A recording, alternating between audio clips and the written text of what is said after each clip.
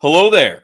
Welcome to Blitz Transmissions. I'm Tommy, and in this video, it is a very, very special one. We are doing another interview here on the channel, and this time around, we have the honor, the pleasure of interviewing the founder of ICCCon, Michael Havens. Michael, how we doing, buddy?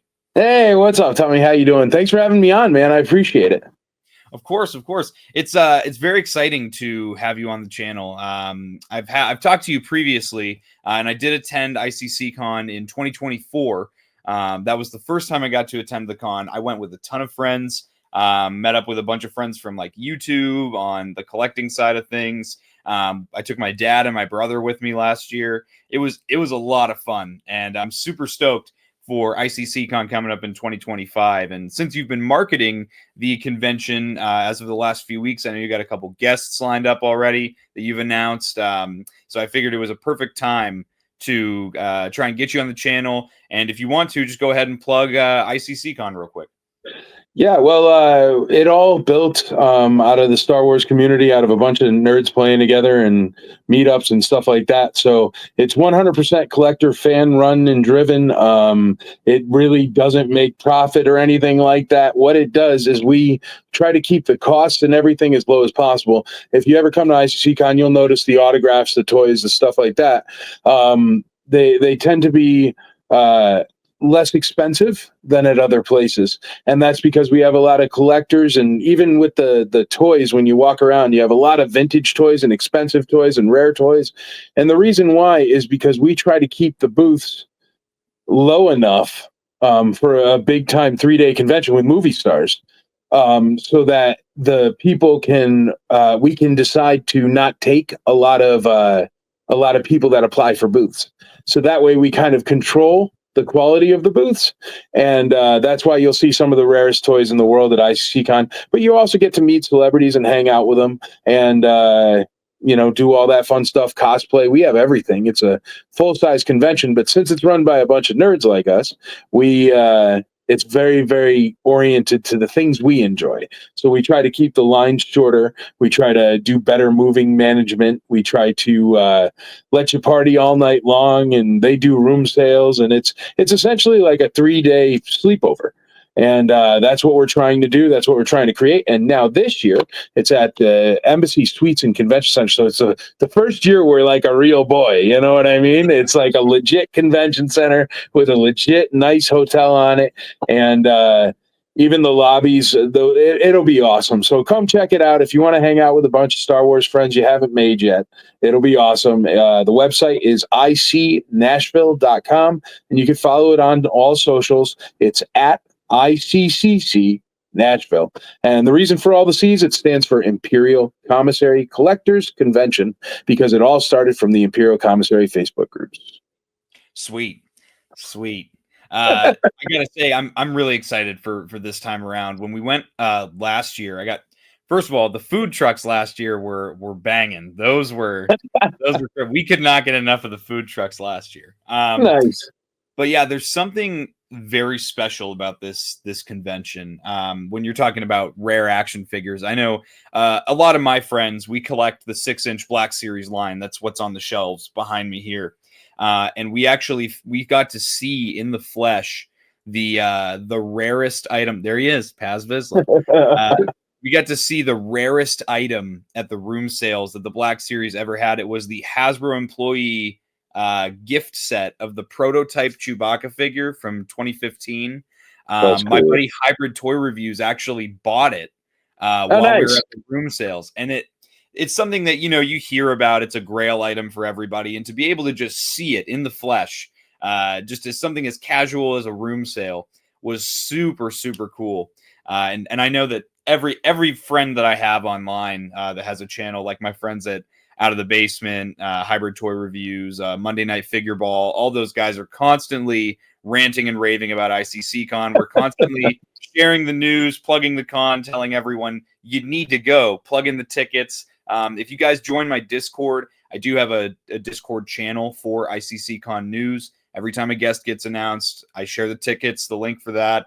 If you guys want in, just check out the Discord. That's really how it works, man. It's all wonderful collectors and people that come and experience it and then go, it's totally different, you know? So I dig that, man. That makes me feel so good over here. So I appreciate it. Thank you. Yeah. Well, it's funny too, because back in December, I went to GalaxyCon Columbus with Hybrid Toy Reviews, and we met, and my fiance, and we met Sam Witwer at that convention. And dude, it was nothing but standing in lines. We were there for like 6 hours, and all we did, you stand in line for 3 hours to get your ticket. You stand in line for 2.5 hours to meet Sam, and then you're standing in line for an hour to get food, and then you're like, and I guess we're done. That was the whole day. Yeah. And that's why I love ICCCon, is because it's no matter what I'm doing, there's something fun to do. There's something for me to occupy myself with. Yeah. Well, even in lines, man, we always had this guy. He would go around and he was a close-up magician, and he would literally just be there for when you were stuck in a line to do a magic trick for you.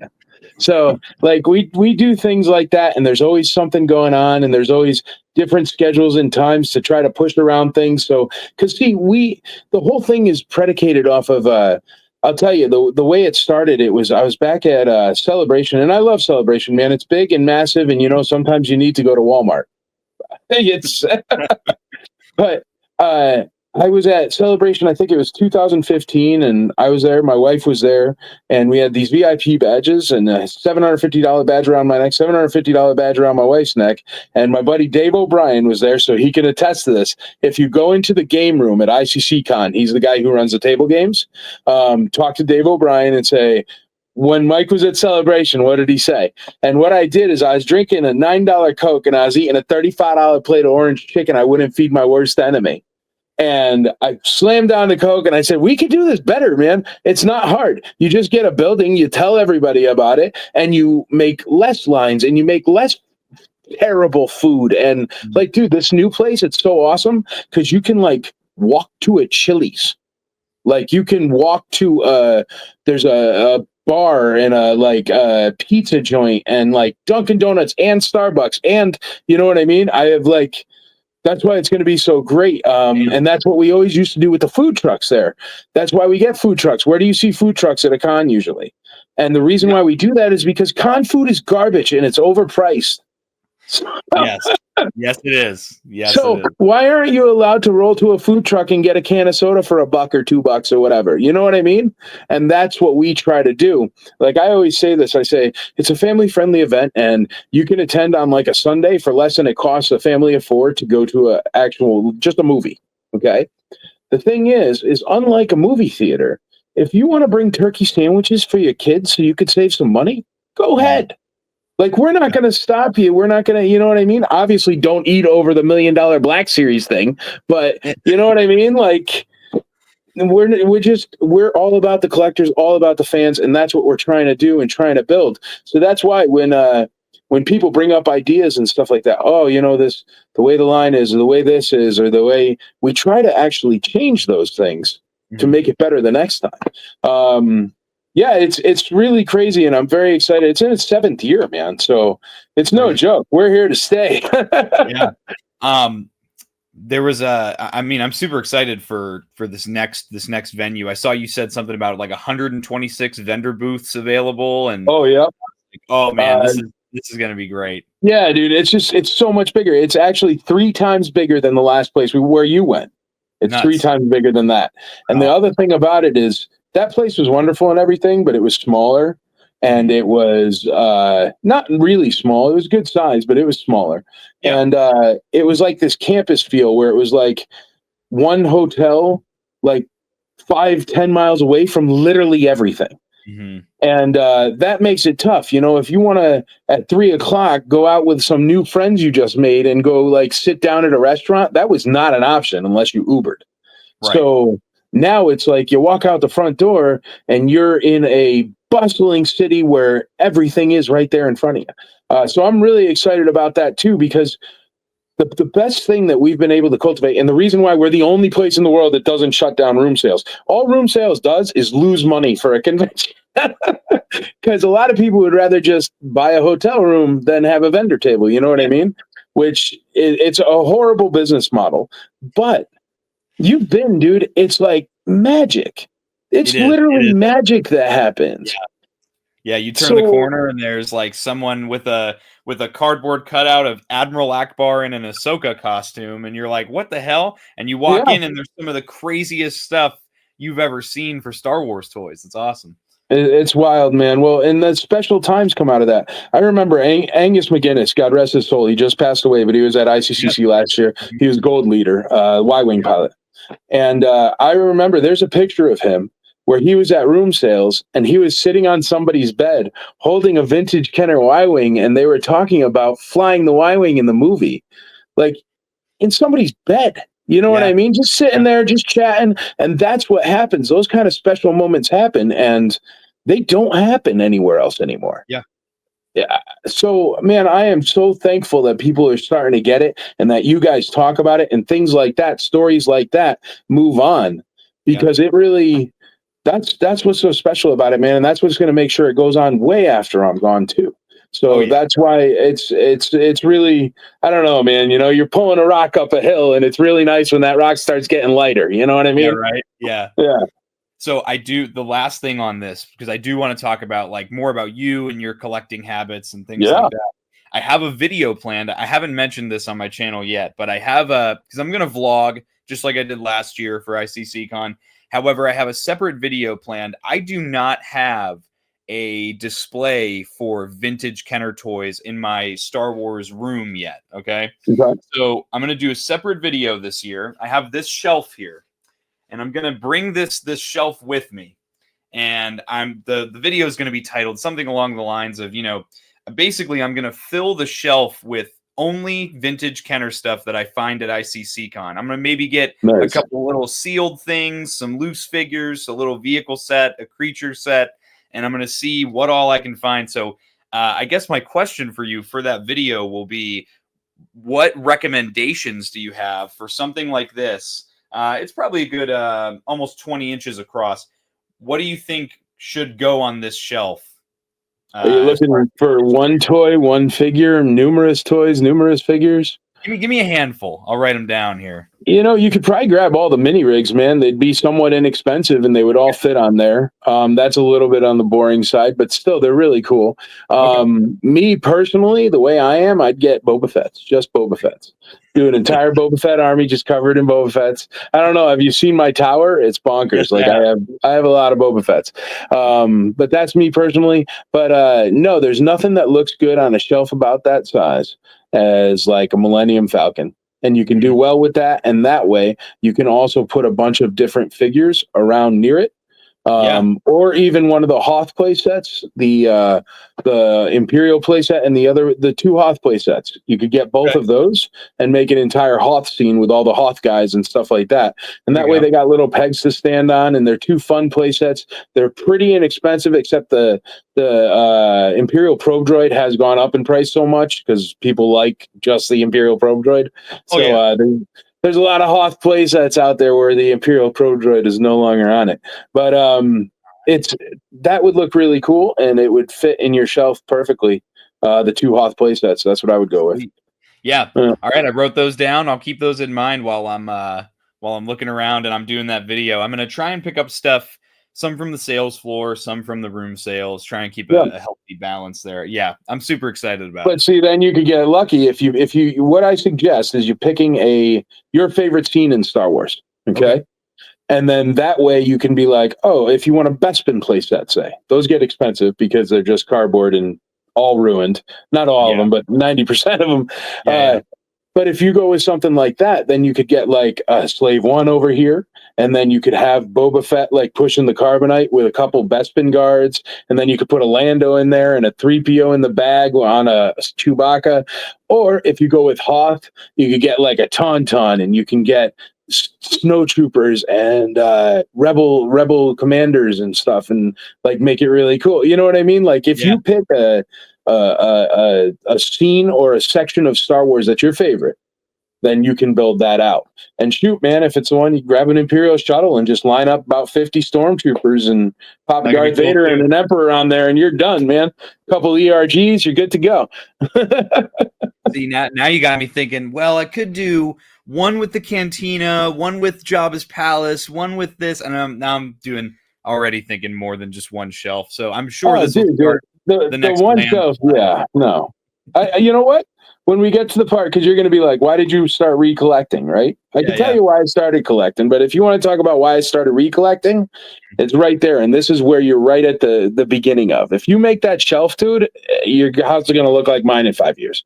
What happens is you get one, and then you put it up there, and you go, gee whiz. All right, my wife back in 2014, I think, or no.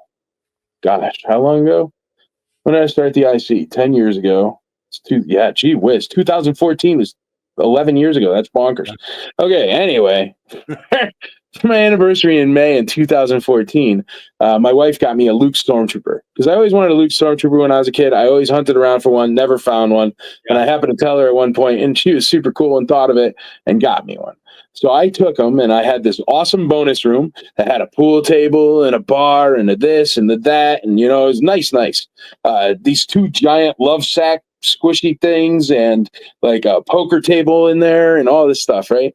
And so what happened is I put him up on one of the shelves there.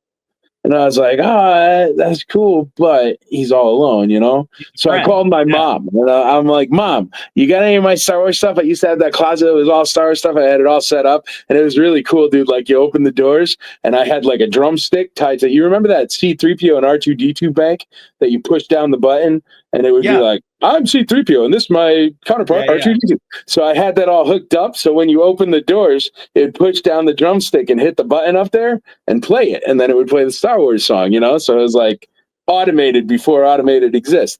And so I got all my stuff back, and I was super stoked, And man, I had some junk. Like, it was just junk. I did have a carded B-Wing pilot. That was on card, Power of the Force B-Wing pilot vintage. And I remember it was the only one I ever saw. Because, see, I wasn't around when they were in stores. So it was the only time I ever saw the Power of the Force with the coin on it. So I thought it was like the rarest thing. It was a prototype that got out, blah, blah, blah, blah. So I got that back, got the other stuff back from my mom. And I sent that into AFA. I got a 50. It's garbage. I still have it because it's like my favorite thing. Oh, yeah. But dude, it was not rare at all. It's worth like maybe $80. You know what I mean? But it's dead center in my room. It's funny. Yeah. People look at my collection room and they'll be like, all right, dude, what's with the B-Wing pilot?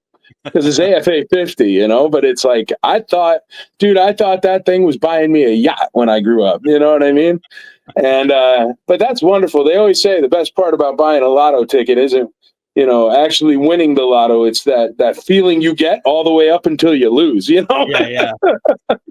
So that B-Wing pilot was that for me. But I got the stuff back from my mom, ended up being mostly junk, and lots of all the Power of the Force, too. Every single one. I had one that I opened and then one that I kept in a package, it was like that. And those I all sold in lots on eBay. I think I got a grand total of $130, and it was like literally every single one. You know what I mean? Yeah. And then I was like, all right, I'll just do the vintage. So I had, and that's why I said the Hoth play sets. I had the Hoth play sets. I had a one of the micro X-Wings. And then I had a micro TIE fighter, and then I had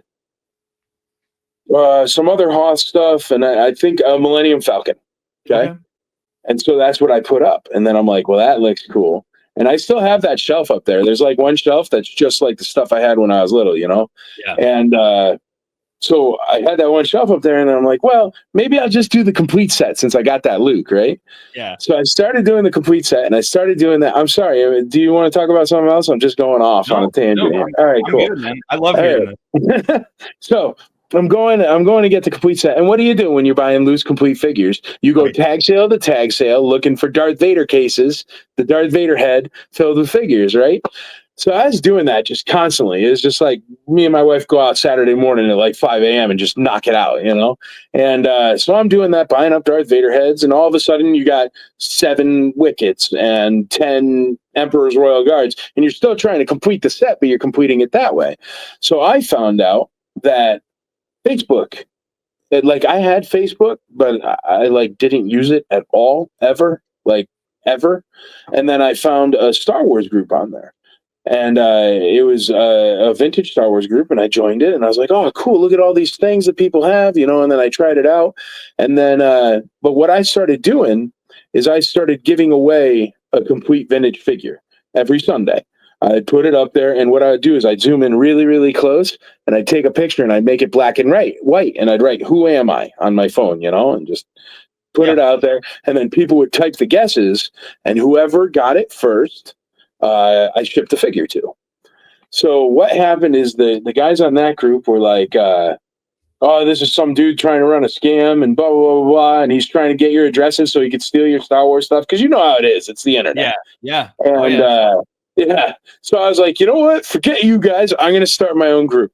And that's when I started the Imperial Commissary, which has now grown into 27 groups, and it accounts for more buying, selling, and trading of vintage Star Wars toys than anywhere else there is, including eBay. Because everything we do is authentic. We're very no repro, very, you know, these are collectibles. They are not things to be faked.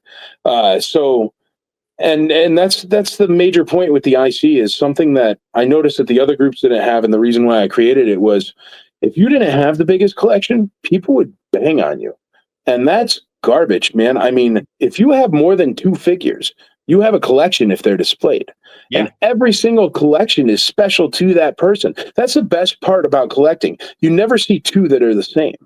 And the reason why is because it's actually a reflection of each of our souls, what we collect, what we want, what we love, what we, you know what I mean? Yeah. And you can't pick on anybody's for the way they collect. And that was the main tentpole of the Imperial Commissary, was no picking on other people. You can't cuss at other people. It's like the only place on the internet you can't cuss. And it's not like I don't swear in real life, but you don't need to swear when you're trading Star Wars toys. You know, like, don't, like, keep it civil. And I always say, if you couldn't get away with it, if you were at a sleepover and the mom was coming down the stairs with some Rice Krispie treats and you would get in trouble for saying it, don't say it here, because it's not allowed.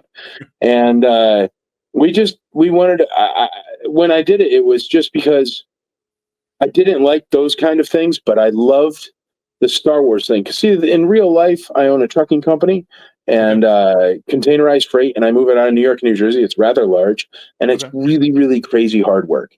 If Chrysler is out of transmissions, they will, wow, man, hunt you down like spy ninjas. It's crazy. But, and you're moving them across the country, you know, and they're like, the assembly line's going to close in 3 hours. And you're like, well, it's not my fault. You shipped them like the day before. Yeah. You know, there's only so fast the truck can literally move across the road.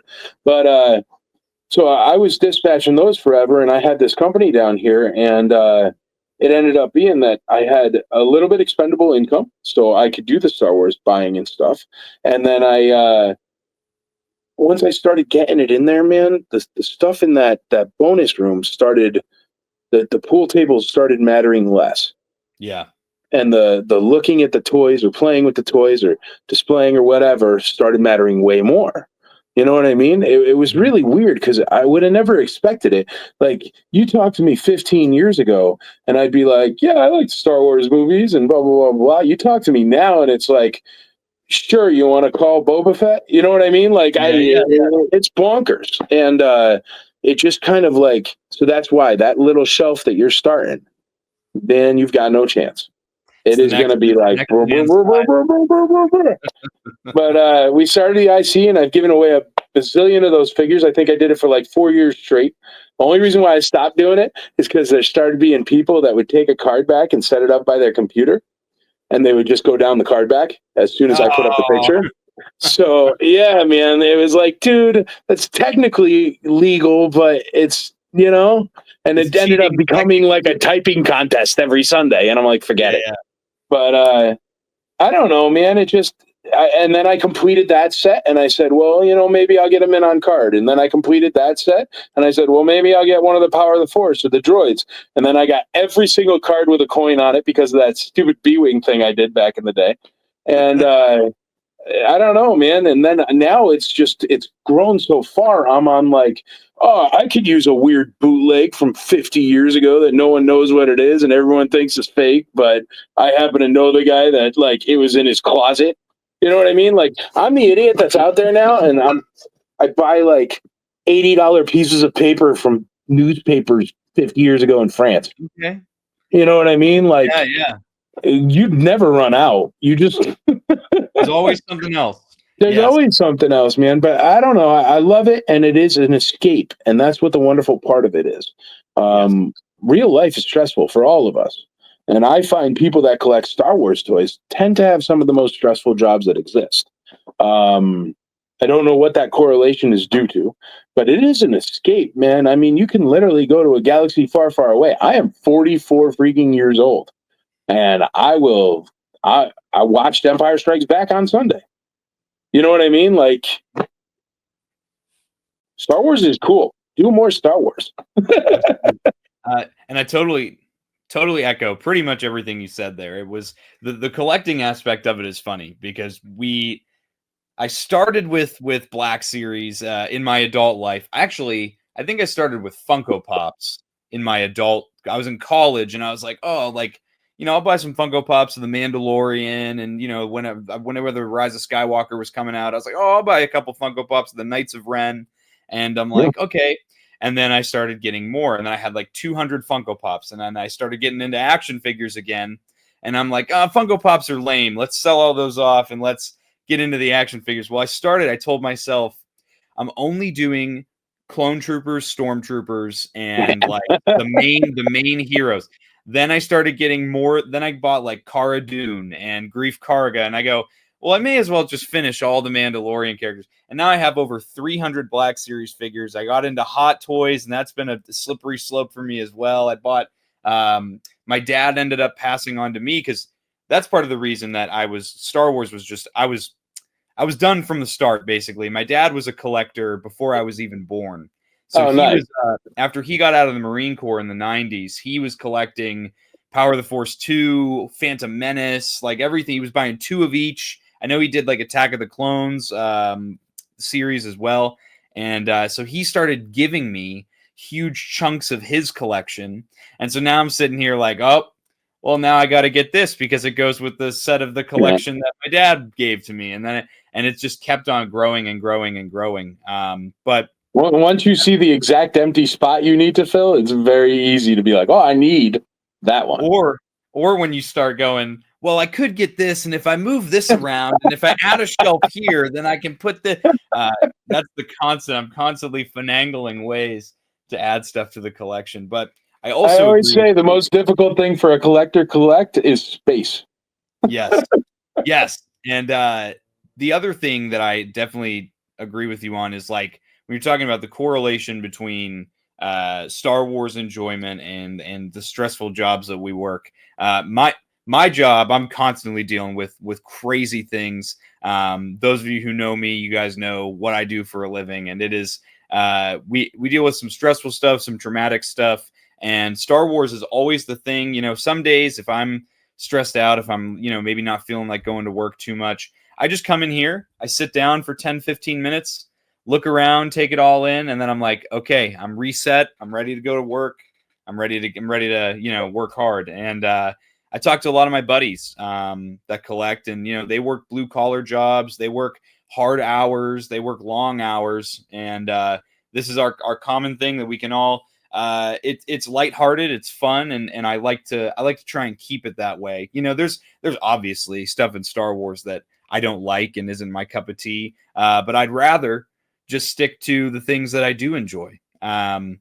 But I'm interested to hear, because another big part of why we all collect is that you're chasing that high from when you were a kid, and all the stuff that you played with when you were a child. So What was it for you that you remember? Was it just always Star Wars toys were there, or was it one of those where you were collecting, or you know your parents got you the first one, and then it just kind of snowballed from there? No, actually, totally weird for me. Okay.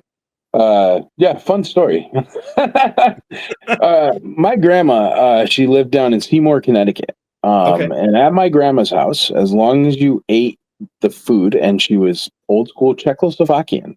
So if you could imagine what the food is, okay, but as long as you eat the food, you get to go upstairs and play. And in the guest bedroom, there was a closet where there was like, I think it was like a Coca-Cola box or something. You remember the wooden boxes, like wood? You only see it like antique stores now. Yeah. So it was two of those boxes side by side in the back of the closet, and it had all the toys that were at Grandma's house. In those boxes was the two Hoth play sets, the Falcon, and it's really cool, and I haven't been able to find it, man, and I don't know what it was, but it was like a space train where it had like this little robot with these claw hands in it, and you press forward, backwards, and side or whatever, and I would buy the heck out of that if I could figure out what it is. But it's just like, there is no Google yet that you could be like, it's like this space train with claws, and it, I haven't been able to lock down exactly what it was, but so that's what I had. So it was always, when I was a kid, and I think that's what has a lot to do with it, it was always a big reward. And I think for a lot of us, Star Wars was a big reward. You get a good job on a report card, you get a Star Wars toy. You know what I mean? Like, and I think that's what it does for us still nowadays. But so we used to go and we used to play at Grandma's house. But all the Star Wars toys I have played with were vintage when I was growing up, but they were my brother's. They were never bought for me. Oh, my brother was born, my brother was born in 77, I think. So right at the beginning, or 76. How old is he? I have no idea. That's probably terrible, but I'm terrible with birthdays. But it's the darn phones, man. I mean, the phone's just like, ding, it's your brother's birthday tomorrow. And I'm like, okay, But no, he was 12 years older than me, so 50, I don't know. So then maybe even 74, So he was right there at Star Wars, So he did have some of the toys. He was never super into Star Wars. I never saw the movie Star Wars at all. The first time I ever saw the movie Star Wars, it was on TV, TBS or something like that, but I didn't watch it on TV. It was taped for me. So the thing is my brother like taped it when it came on TV or something. It was something like that. I'm trying to get there. But I remember the tape, VHS, and what happened. So I found it in the tapes, and I watched Star Wars, and it was like mind blowing. You know what I mean? It was the freaking coolest thing I've ever seen. How did I find this random tape? What's Star Wars? Start looking into Star Wars. And I was young. I would say maybe like 10, maybe. And what happened is I would watch the Star Wars movie like all the time. It would just be on loop. I got my Auntie Margaret's black and white TV in my room with the old VCR that was like left over when they got the new one that you press the button and the thing went like, you know what I mean? It popped out like a big tray thingy. And so I have this on my little, it had to be a 19-inch black and white TV, and I'm watching Star Wars like it's just what I was born for, And I'm watching it so much. So what happens is, but the thing is I didn't know, is that in my copy of Star Wars, it had the Cabbage Patch Kids right after it. Okay. So it was like Cabbage Patch Kids cartoon or something. I don't know. Never really watched the actual cartoon. But what happened is on my copy of Star Wars, so this is why it ends up being a funny story, that I watched 10,000 times. I was over at my buddy's house. We were doing a sleepover and we watched Star Wars. But on my copy of Star Wars, what would happen is it would go, okay, kid, let's blow this thing, go home. And Luke would go, Phew, and then it would cut off, and it was Cabbage Patch Kids. So I didn't know the whole end part happened till I saw it at a sleepover when I was 13, probably. No kidding. So, dude, I didn't know for 3 years. I thought it just ended with like, let's blow this thing and go home. Little did I know, my sister was a little bit wide on the recording of Cabbage Patch Kids. So that was crazy. And then what happened is I watched it and I was at the sleepover. And you know what? It was my buddy Mark Bonneguide's house. And he collected G.I. Joes. Okay. And it was never a G.I. Joe family, my family. It just never came up. I don't know if my mom didn't want me to join the Army or something. I don't know. My dad was Navy, so I have no idea what the reasoning was behind that, but I don't think I saw a G.I. Joe till Mark Bonagite's house. And you go in there, and it was like, he had like everything. He was that kid. You know what I mean? Yeah, so it was like that big tank thing and the airplanes and the flag and you're just like, where is this stuff from? You know? Yeah. And, maybe it was because like G.I. Joe and Cobra are always shooting and stuff, but we always had a little toy gun, so I don't know what that was. Yeah. I'll have to ask my mom about that next time I'm talking to her, because there was like no G.I. Joe at my house. So I saw all these things and I was like, oh, that's so awesome. And I'm there with the little bag of figures that I had of like Star Wars and stuff, because we were going to play, or sleepover. And they fit inside the G.I. Joe things. Yeah. And Mark had some Star Wars stuff that was like in the closet kind of deal. And he's like, oh, dude, check out the Star Wars stuff. And obviously it was like 10 billion Star Wars things. You know what I mean? But we used to do all the plays at night and like all that, and then like even as we grew up, man, way later than most people would probably do sleepovers. But we were like, okay, we're going to record the next episode of Star Wars and we're going to, do this. And like we made a script, man, and there's like music and like it's way too in depth, and it was actually probably better than something that's come out. I mean, maybe I could sell it to Disney Plus. It was decent. But there was even like a Dark Jedi. It was cool before there were like Dark Jedis, you know what I mean? But it was like this fallen Jedi, blah, blah, blah. And it was cool. And so we did that forever, man. And it became like this club, even as we went to high school, where we would learn all the lines from the movies. We were the guys that would make the tapes of like the regular cassette tapes of the movie, so we would have the soundtrack before that was really a thing that you could access. It's not like if you didn't go to Sam Goody in 1977, you didn't have a copy of the Star Wars soundtrack. It wasn't like there was just eBay to just grab one. Right. So we were taping it off the movie. Be real quiet. All right, we're going to tape and then dubbing that tape, and it became such a thing that like we would have, because we used to play some Dungeons and Dragons too. And we would have like Dungeons and Dragons that were like all Star Wars characters, or we would do like I'm such a nerd. There was like you would have to learn a section to repeat, and it would be like, I don't know, the entire beginning of Return of the Jedi. You know what I mean? Like up until like 10 minutes in, and we used to do like contests for that. I can't even remember what the benefit of the contest was or why we did it, but we all did it, and so that happened. And then what happened is I got into football, and I started playing football in high school, and then my hat went backwards and I became all cool, and I figured out how to drag a keg into the woods, and then how to drag a keg into a bathtub in college, and my Star Wars went in the closet, and and always with friends. I mean, I still chat with them on Facebook, but always with friends, you go different directions over time. Yeah. And so I really didn't have that network. And what's super duper funny is one of the guys I went to college with, Jason Annable, sweetheart of a guy.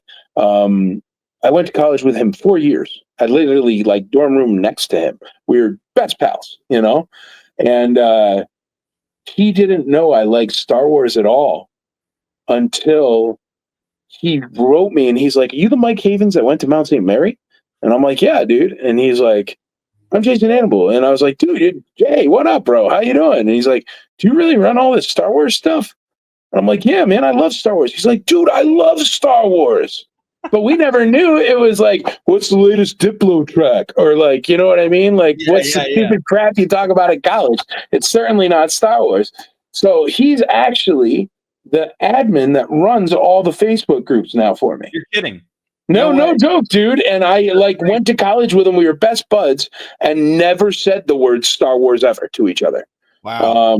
So yeah, you never know. And that's why I'm a big proponent of always tell people you like Star Wars. Always tell people you collect Star Wars. Dude, one of the best collections I've ever picked up was I was up in Chicago at Kane County Toy Show, and I talked to this kid at Portillo's that was cleaning the garbage because he liked my shirt. And I was like, dude, I collect Star Wars and blah, blah, blah, blah. And I gave him a card, and his dad called, who sold me so much stuff, it was bonkers. He was like, really? You buy this stuff? I'm like, yeah, man. So always be talking Star Wars, because you never know if your best buddy from college is into it too, but you're both being too cool for school to tell each other. You know what I mean? So I Yeah. like to be older now, where I can just be a nerd and be who I am. And, I rock a Boba Fett on my shirt every day, and I like being that. It's become really, really special, and it's something that I never ever even thought of. I mean, dude, I went to college for originally elementary education, and then I went for business, for marketing. Okay. That's what I like. That was my job. Yeah. And I don't know. I worked at a Blockbuster Video. I've always been into movies and stuff like that. So I guess it's not really. I don't know. It just kind of happened, dude. And now I'm on a podcast talking about the giant convention and my toys. Like, Yeah. you know what I mean? And it's. Yeah. I don't know, man. You have to admit you're doing a podcast about your collecting. It's on a much smaller scale than something like ICCCon, but Give it a minute, dude. I used to have a podcast 5 years ago. Yeah. Collectors Galaxy podcast, man. We just talked about toys. Yeah, it's kind of surreal in ways because I had done a different YouTube channel for a few years, and then I started my own channel back in August of 2024, and this channel has just taken off like right from the get-go. And the friends you make from like all over the world when it comes to this hobby is insane. And what's most surreal to me is I was at GalaxyCon Columbus, and I'm standing in line to meet Sam Witwer. And this dude and I, like, we make eye contact. He's like 20 people in front of me. And he's like, we're like looking at each other. And I'm like, I have that, like, do I know this person? They're looking at me like they know me. Yeah. And he goes, do I know you from somewhere? I'm like, I don't know. I'm like, I'm in the 501st Legion. Like, is that where you might know me? He's like, no. And he's like, are you on YouTube? And I'm sitting there like, did I just... Yeah, some person recognized me in line to meet Sam Witwer for my little YouTube channel that I do. And because I always tell people all the time, I'm just a dude that likes this hobby enough to make content about it. I never want to be some sort of celebrity or some sort of, greater than or anything like that. I'm just a dude who enjoys the hobby just as much as you do. It's just the only difference is that I am a loser who takes absurd amounts of time to edit videos and make reviews of action figures. That's the only difference. And it was absolutely surreal leaving the convention. I was going on and on about it all day to my fiance, and it was great. It's something I'll never forget, and that's the community. I love the community that Star Wars collecting has. I've made all the dudes that are going to be in my wedding are dudes that I've met through this hobby. Two are from Wisconsin, one is from Oklahoma, one's from Ohio. And nice. I wouldn't trade it for the world. It's been the best, probably one of the best things to happen in my adult life has been this hobby and all the people I've met. Yeah, it's been amazing. And ICCCon has really become for our corner of the internet. It's like we call it the Mecca of where everybody goes to the same place once a year, and we all can hang out for a weekend. Maybe do a little too much drinking one of the nights. Maybe we'll go to the room sales one of the nights. It's a blast, and we sincerely thank you for putting on this show and what it's done for our little corner of the internet. I appreciate it, man. No, thank you very much. It's honestly, it's the reason why we started it. It's the reason why we do it, and for it to be happening is very, very special. I always said collecting Star Wars is the only thing you can do, or is you'll get the most friends over the age of 35 by collecting Star Wars. I mean, it's crazy, man. There's nowhere in this world I can't go and call up somebody and be like, hey, bro, I'm in town. You want to have a beer? And they would, and it's really, really special in that way. Cause I don't know, man, with the way the world is now, it's, to have a network like that. I mean, we have networks like, you know what I mean? Like, yeah, just think of what you're saying for your wedding. The networks we have now, and the funny thing is, and it's all built on Star Wars. But exactly, I don't know, man. It's crazy, and I I'm so appreciative for this hobby, and that's with everything I'm doing. Even the new nonprofit that we started, everything that IC for Life charity does is to grow this hobby and to get it to more people. Because once people, like, if you're crawling through Facebook and you got an Oldrum Day or whatever, and you happen to pop over and you see there's a Star Wars page, and you're like, I love Star Wars toys when I was a kid. Yeah. That right there fixes you a little. You know, I don't know how to explain it, man. I guess if we were billionaires or something, we would do this in Monaco or something, or like by driving a Lambo, but that's not what we do. We're Star Wars collectors. We're real people, you know? And those collections, as you said, man, that 10 minutes is as good as people like us are going to get, as close as we're going to get to, like, I don't know, the Cannes Film Festival and hopping out of a Lambo. And you know what I mean? Like, even though I'd never fit in a Lambo, but nonetheless, you know what I mean? Like, it gives us that reset, that refresh. It is my day at the beach, brother. And the more people that happens for, the better, because that's all this world needs, man. Everybody in this world needs, if you're sad, if you're bummed, if you're whatever, don't collect Star Wars toys, because then it won't be enough for us. But, but no, like, you just need something that brings you pure joy and happiness, and the ability to remember what it was like when you had no bill, you had no car payment, you had no gas to buy, you didn't care about the price of bread or eggs or whatever.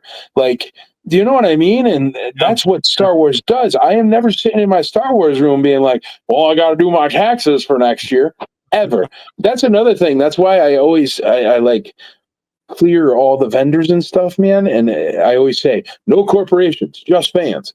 Like, I don't have anything wrong with corporations, but you should not be walking through a convention being like, oh, that's a cool stormtrooper. Look at that guy cosplaying as the Emperor. That's awesome. Holy moly, that's Billy D. Williams. Oh, and T-Mobile. Maybe I should think about my cell phone plan. And you know what? Stage is brought to you by Geico. Oh, that's good. You know what? I've been thinking about Geico for my car, but I don't know. Maybe I should stop by the Geico booth. And you know what? The water has been rolling over my gutter, so maybe I'll stop at the gutter booth that protects you from leaves too, because we should worry about that. Man, ICC isn't like that. And I get that from being a Disney kid. You know what I mean? You go to Epcot, man, you're not walking around Epcot and somebody's like, let's talk about your health insurance. It's like, leave me alone, man. Not today. So that's what we try to do at ICCC. We try to make it that immersive experience, and we try to keep those things out. And that's another terrible business decision, but it's what makes it so special. And it's not a business to make money or anything. It's a business to bring joy. And that's exactly what it does. So when people like you talk about it, and all you guys, all you podcast guys, I love the podcast guys. That's why I always hook you guys up. You know, you get it, man. You get it. You see what I'm trying to do, and you get it. You know how hard this is to, like, pitch to Coca-Cola? Because, I mean, don't get me wrong. Coca-Cola gives me $50,000. You can darn well see Coca-Cola banners, all right? Like, but it's so hard to pitch it to Coca-Cola, because what I'm pitching is, well, we have a good time and lots of people come and blah, blah, blah, blah. But we're not going to advertise with this. We're not going to do this. We're not going to, like, I mean, do you know how much I hamstring myself by being like, no horror? Oh, like, it's a convention for everything. You know what I mean? There's Ninja Turtles there. There's creators and artists and comics and blah, blah, blah. It's not just Star Wars. But like horror. And the reason why, man, is because horror is scary for me. I didn't really watch it growing up. It's not what I do. I don't like it. And I also find that a lot of people bring, like, little baby carriage kids. And if you got little baby carriage kids, you do not need to see the sideshow of zombie. Yeah, I agree. They're, like, great, man. Don't get me wrong. They do a heck of a job on the statues, but, like, you know what I mean? And also, even we have security go through and look, because we don't allow, like, I don't know, you know, like half porn anime and stuff. I know what you're saying. Like, we're just like, hey, listen, you can't sell that at this show. And every single booth has always been cool with that. But then I get the best part of my day, which is when a family with some little kids in the cart, come walking by and they go, "Thank you so much. This is like the only place we can go. We can't even go to the mall or Walmart anymore because God knows what you'll see." You know Yeah. what I mean? And it's, you know how it is. It's bonkers out there, man. Yeah, man. But that's what we try to do. We try to make this little tiny pocket that really takes place in a galaxy far, far away. And that's what we try to keep it doing. And that's why the room sales are wonderful. That's why the parties are wonderful. When they come out and they do the aerial skywalkers and they're flying from the ropes and whatever, and they do their thing at night there, and then people have parties at night. It's great, man. And the other thing about this Embassy Suites, which I think is fantastic, they feed you a full breakfast in the morning. And as you were saying with Star Wars, if it's a breakfast buffet, you don't have to eat every single bin. You can choose the ones you like. You know what I mean? That's the same thing with Star Wars. It's like a buffet of deliciousness. Just because I don't want the leg of lamb doesn't mean you might not, you know? So I just don't eat the leg of lamb, but I'll hit the mashed potatoes. But they give you breakfast in the morning, and then and then I'll let you go. You're good. They also give you 2 drinks in the evening at happy hour. When I read that, I was like, "Yep, booked, easy Easy, like that. Man." But that way everybody hangs out and plays toys and plays Star Wars all weekend. It's a sleepover, you know. Bring the Rice Krispie treats. I'm down. It's special. Yeah. Thanks, brother. Before because I do want to real quick talk about Skeleton Crew. We're talking about stuff we enjoyed and stuff that kind of honestly brings back that feeling you had as a kid. My one quick story here is you're talking about, you know, families enjoying. And so last year for ICCCon, I did bring my father and my 13, he was 13 at the time, my little brother with me to go to ICCCon. And my brother, when he found out Warwick Davis was coming, my brother was just, Warwick Davis. I want to meet Warwick Davis. So as like a belated birthday gift, I said, all right, I'll get you an autograph from Warwick Davis. And we walk in, he's there. He was super cool. He talked to us for a few minutes. And at first, like I could tell my brother was just starstruck. He's just standing there staring at him, and Warwick's trying to talk to him, and he's not. And I go look at Warwick, and I'm like, I hope you know, my brother has been talking about coming here and meeting you for like 3 months now.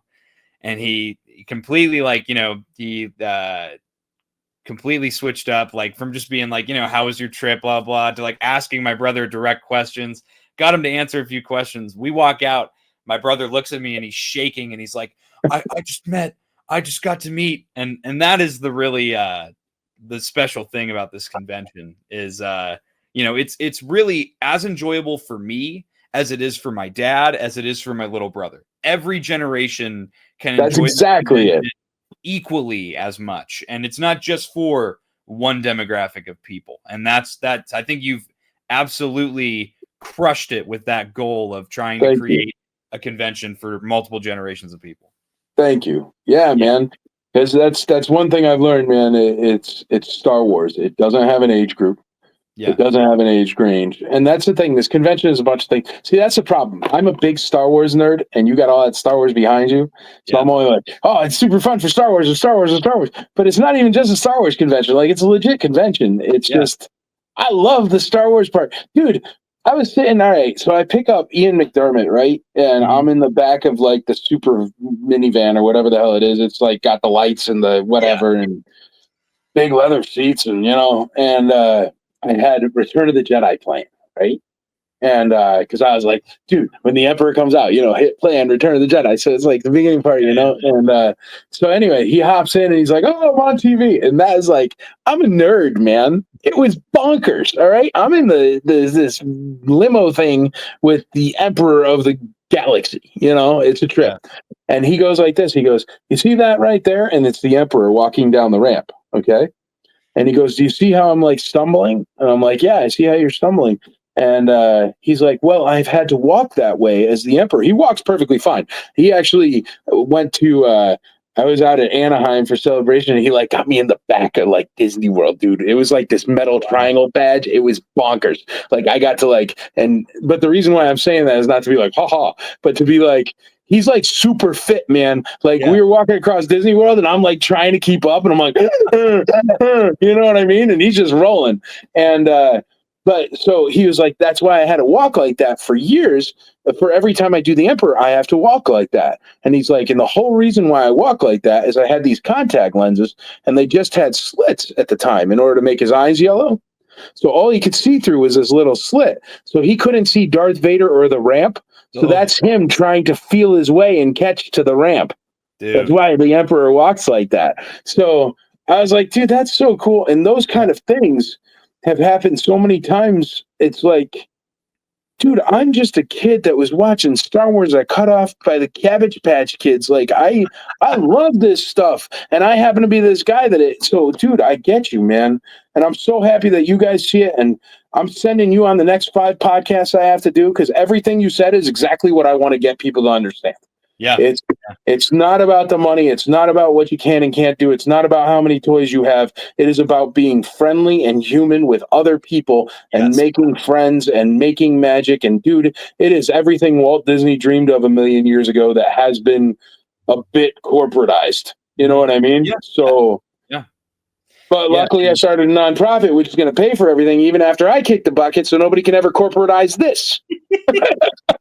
Boom. Take that. Boom. Yeah. It truly is something special. And I really can't, I know for us prequel, I mean, my generation who grew up with like the prequel trilogy, when we saw that you announced, Watto and Sebulba back to back, we were like, no way, Phantom Menace. So just know that those guys are going to be, my whole group of friends going to be crawling all over those 2 guys for autographs and all that fun stuff. Very excited. Well, you know, man, you are the first podcast I've had this year. So, you know what I'm going to do? I'm looking on my phone right here. Yeah. But I am going to find you a guest star that nobody knows about yet that I'll say on your show. Okay. Well, how about that? I'm doing the Squarespace here. Give me a minute. Yeah, no problem. Pages, news.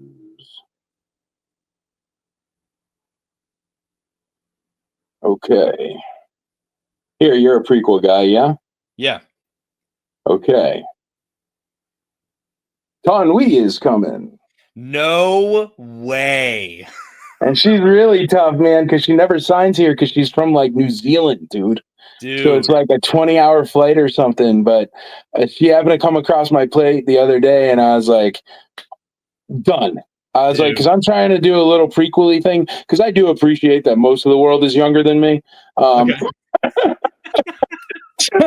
So I am trying to get some prequel folks for you. And so, yeah, Tonwi, brand new. It's Rena Owen. She's a sweetheart. And she is going to come and sign your clones for you.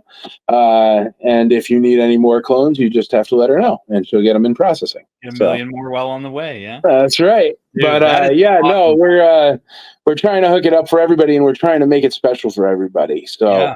And I'm glad to see, I'll give you a great segue right now.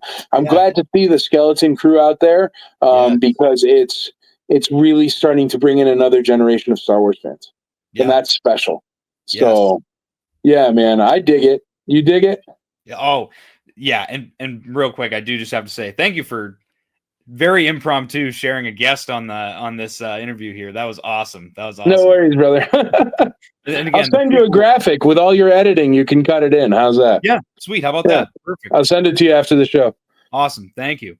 But yeah, it's an awesome, Star Wars is generational. We talk about that all the time. And for you growing up, it was the original trilogy. For me growing up, it was the new thing was the prequel trilogy.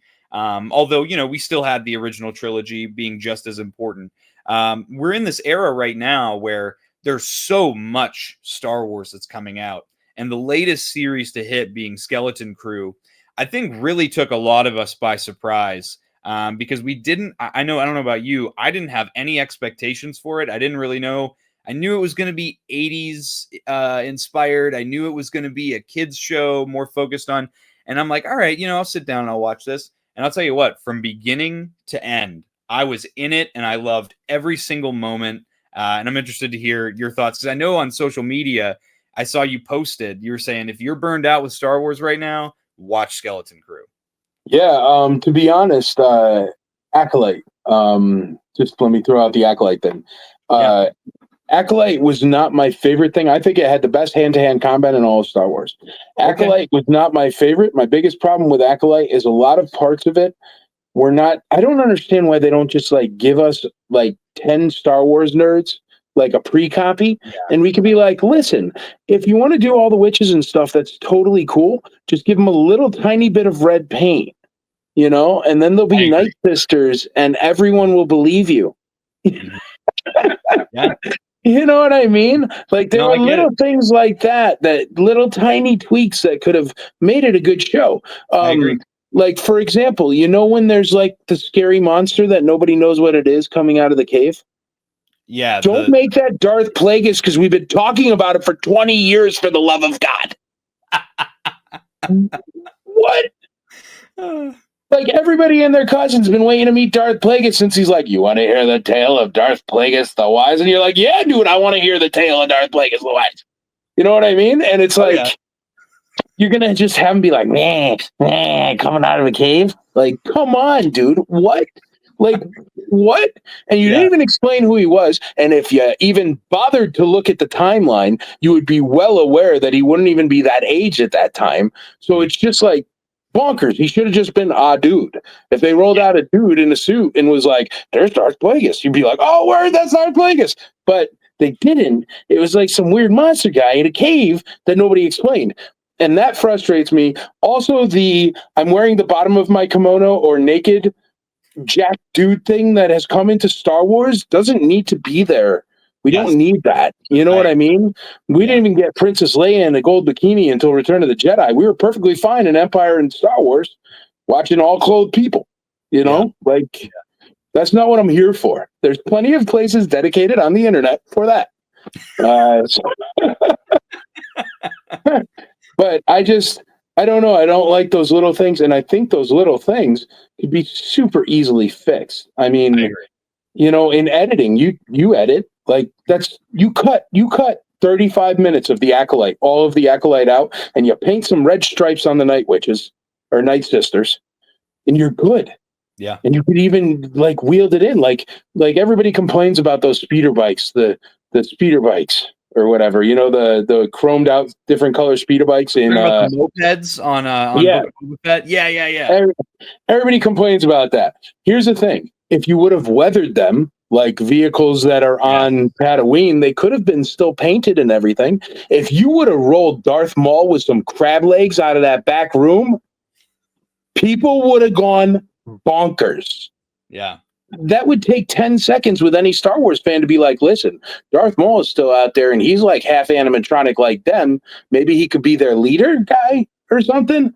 You know what I mean? People would have gone nuts. It would have been like Mark Hamill walking out of that X-Wing at the end of Mando there. You know what I mean? It would have been big. Yeah. But they just missed it. Dude, Boba Fett, my favorite, Boba Fett. I love Boba Fett, man. I love him. And Tamara Morrison, I think, did a good job as Boba Fett. I think the problem is the writers, whoever it was or whoever made whatever that was that I watched, like, dude, Boba Fett, turn him around. What's he got? The rocket pack, right? So if he's surrounded by 3 bad guys, why doesn't he just fly away from them? Mm-hmm. Like, that's like Boba Fett 101, man. Why are you in a back to tank the whole time? Did you really roll out Danny Trejo on a cart and be like, there's the Rancor Keeper? Stop doing that. What was the thing that I saw that they're trying to do now? They're trying to, I don't even know what for, but they're trying to book, who is it? The guy from Barbie, you know, the Barbie show or whatever? Ryan Gosling for something Star Wars. Why do that? Stop making famous people Star Wars people because it ruins the Star Wars. And it's not because they do a bad job or it's not because they're qualified. It's not because of any of that. It's because I look at it and I go, Danny Trejo, Ryan Gosling, Jack Black. Like, why? Why do that? Like, it's Star Wars. It's a galaxy far, far away, man. The whole point is, and if you do that, be quality Star Wars like back in the day or even somewhat back in the day and be like, Simon Pegg, you're super cool. I like that you love Star Wars, but we're going to put you in a giant rubber suit in the desert and then you are in Star Wars. Or who's the dude, James Bond? It's killing me. Me too. Right there. The blonde guy. Cut it in later. I don't know. This guy, the guy with the face. Yeah. The guy with the face, with the blonde, the blonde James Bond. But anyway, so he loves Star Wars, right? And they put him in a stormtrooper uniform, Yeah. Like, that's cool. Do that. That's what we want when we have a celebrity guest star in Star Wars. We do not want them on screen. I mean, dude, Ahsoka, I liked Ahsoka kind of a little, but it was an awful lot of me looking at the screen going, that's Rosario Dawson. That's okay. Rosario Dawson. You know what I mean? Because Rosario Dawson's super famous. She's a great actress.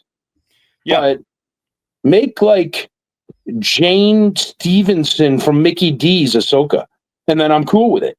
You know what I mean? Or whomever. It's I don't know, man. And dude, if Ahsoka season 2 doesn't come back and Thrawn doesn't look fit and trim with a dope tight suit, I'm gonna have a real problem. But I'm hoping they're going for something there. That's why I'm not complaining about it yet. Because Grand Admiral Thrawn holds a real special place in my heart, man. Same. He's one of my favorites of all time. Yeah. Me too. Oh, yeah. And if if he's looking a little frumpy because he's got to eat like wildebeest out there, fine. But he should roll out next season, man, crispy and like Grand Admiral Thrawn style. You know what I mean? I think he will, because his suit was all tattered up in Ahsoka too. Yeah. He's been there for what, 10 years, I think, in universe at that point. This is what I'm hoping, man. I got suckered into these guys, which are actually really cool, man. I actually like these, and a lot of people hated them. I love the Night Troopers. Dude, I like them a lot. Sick. Yeah. So even I bought those, but that's what I'm saying. But the little things like that could fix it. And you know what, man? Maybe Rosario does another 30 shows. It's not like I don't like her as Ahsoka. It just takes me out of it a little. Christopher Lloyd, he's an awesome actor. Yeah. Christopher Lloyd is an awesome actor. You want to make him a wise Jedi master and come in from the side like that? Cool. But you made him like a security guard guy that wasn't qualified. Like, what? He was a Count Dooku fanboy. Yeah. I don't know, man. So those are all the problems that I have. But the thing is I am one of those people that's in the camp of, I don't hate Star Wars for whatever reason that people are fighting on Twitter about.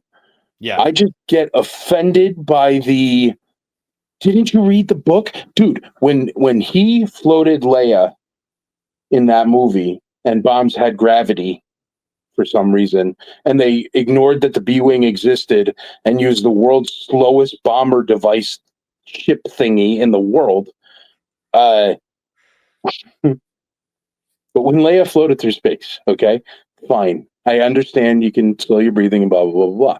Propulsion in space requires thrust, period. So the only way is her tooting her way around the galaxy. Like if she had a double wide beef burrito that day, that is the only way that can happen. Now, the thing is when it came back and the Star Wars fans said, we don't like that, that's not canon, blah, blah, blah, blah, blah. Instead of him saying, oh, my bad, oh, maybe we'll edit it, oh, maybe we'll do this, he said, I read it in a book. And that book comes to be the one that's like in that toy, the Guide of the Jedi or Path of the Jedi or whatever. And it's like, dude, that wasn't even like an official book or okay or anything. You know what I mean? It was like a toy.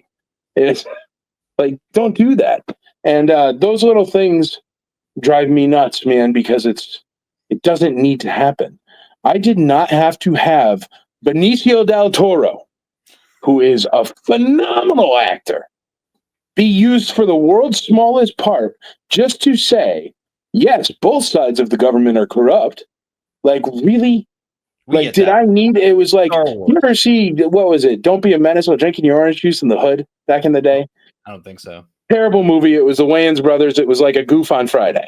Okay. But there was a postman, and whenever they did something really corny and really in your face, he would pop up and go, message. All right.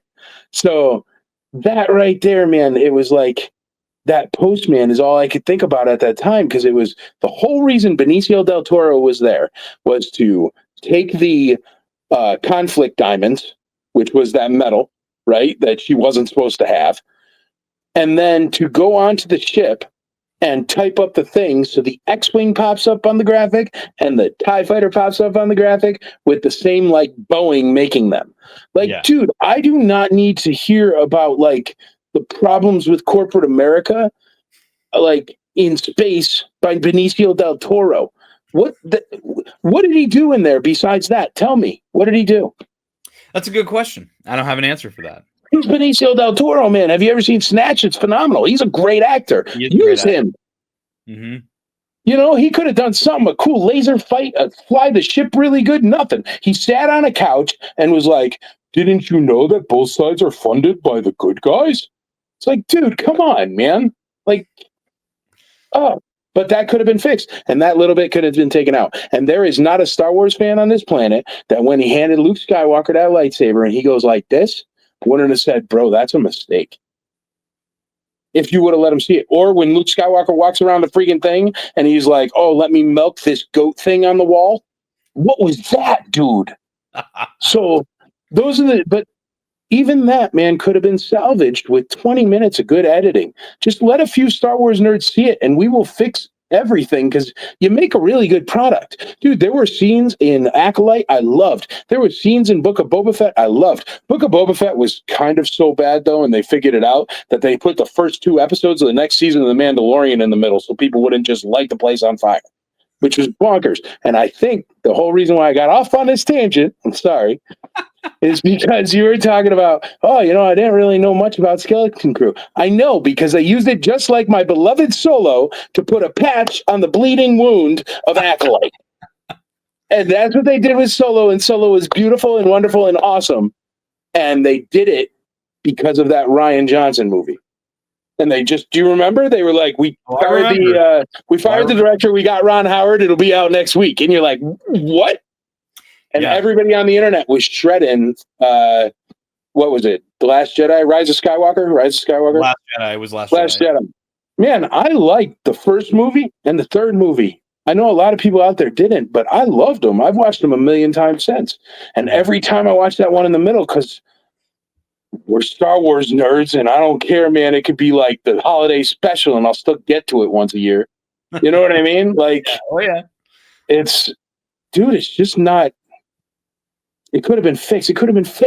Man, it could have been fixed. Why did Luke go all the way to the Salt Planet as a freaking Spectre if he was going to die anyway?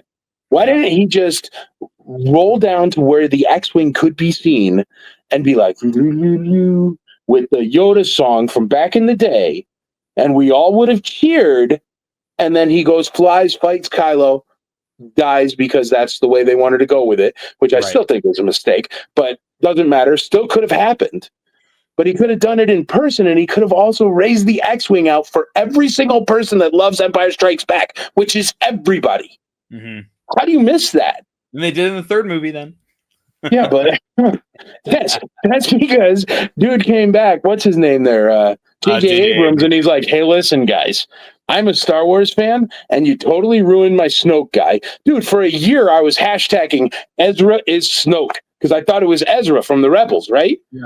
Snoke ends up being nobody that they never talk about that gets killed in a half a second. It was like, I don't like your bad guy, J.J. Abrams, so I'm just going to kill him off. It was filthy. So who is Snoke? Do we even know? No.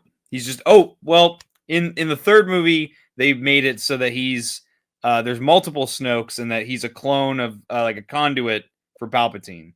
Basically. See, the problem with the third movie is a lot of parts of it, and I love the third movie, man, but a lot of parts of it kind of was J.J. Abrams with a huge pile of dinosaur dung trying to shove it back into a Triceratops. And so that's why you're like, oh, well, remember, it was sort of a clone conduit of a... Yeah. I don't remember that, and I've seen it like 20 times, man, so it must have been like not that clear. But no, it was just like in the back was like a jar. My dad calls it the jar of pickled Snokes. You just see. Oh, were there Snokes? Yes. I didn't even catch that, man. Yeah. So that's not. But if they didn't make TFA, my wife wouldn't love Star Wars the way she loves Star Wars. That's what got her into the Star Wars universe. Yeah. So I will back TFA till the day I die. I love that movie. Daisy Ridley is freaking awesome. I'll also say, I'll go and say that Rian Johnson, that's his name from the second, right? The director? Yeah. He makes unbelievably great movies. That are not Star Wars, yeah. That are not Star Wars. You know, it was not... Dude, what happened on Canto Bite? Besides they said, hey, listen, slaves are bad. And racing horses is bad. Yeah, and racing horses is that. They're the greyhounds of the galaxy. It was like, dude, why? Like, man, Canto Bite, it could have been cool. Dude, that party in freaking Solo was better than all of Canto Bite. Where it's like, And then yeah, Skeleton Crew brought in aliens from the Canto Bite scene at the pleasure spa, and it worked. For me, it just automatic. yeah, I was like, yep, yeah. and there they are. Dude, Skeleton Crew was so good, though. That was something that was written by somebody who is a legit fan. Yes. Like, they are legit, man. They have watched it all like us. They picked the right nerd, or they passed it by a panel of nerds.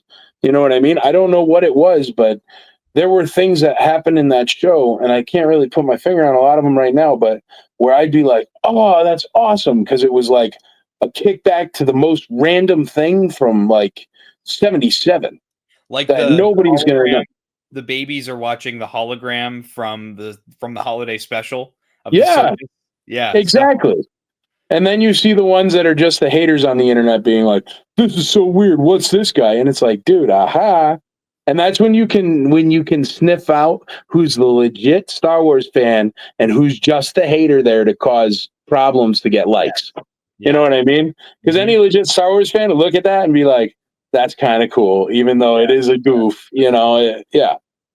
Yeah, they did a lot of great stuff with that. And with Skeleton Crew, the way that I keep describing it is a breath of fresh air. I got to go into Skeleton Crew. I got to come out and be like, and nothing galaxy changing happened. It was just a fun adventure. Reminded me of some of my favorite movies from that time period, like The Goonies, Ferris Bueller's Day Off.